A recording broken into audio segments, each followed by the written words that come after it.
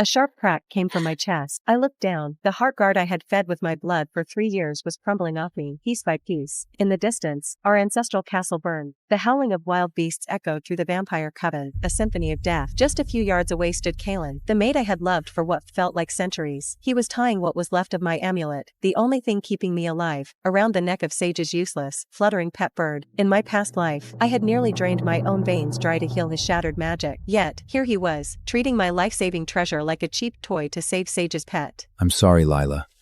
Sage loves this bird.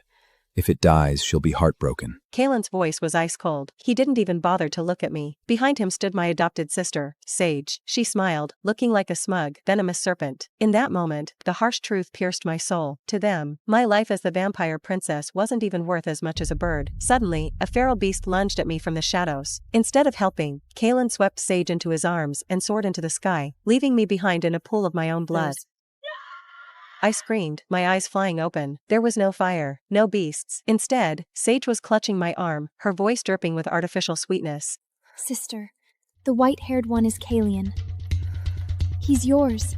He's a high vampire. Looking at the familiar, dimly lit dungeon around me, the truth hit me like a physical blow. I had been reborn. I was back on the day of the mate selection ceremony. This time, as I looked at Sage's fake, smiling face, I didn't hesitate. I raised my hand and slapped her, hard.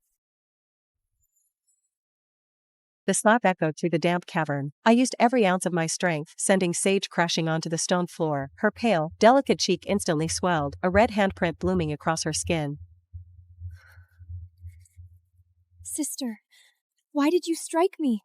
I was only trying to help. Sage looked up at me, tears welling in her eyes, playing the perfect victim. Around us, the vampires in the dungeon froze. The whispers started immediately, spreading like wildfire through the crowd. Sage wept, pointing a trembling finger at the iron cages nearby. Sister, these two are rare twin high vampires. Zypher commands fire, and Kael commands water.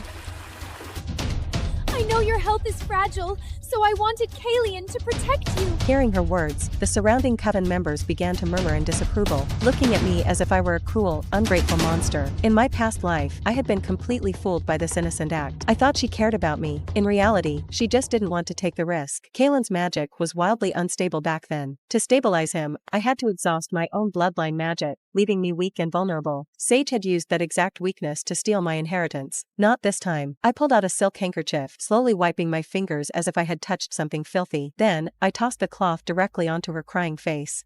Cut the act. If you love Kael so much, keep him. I have no use for useless trash. Without another word, I walked right past her, heading deeper into the darkest, coldest depths of the dungeon.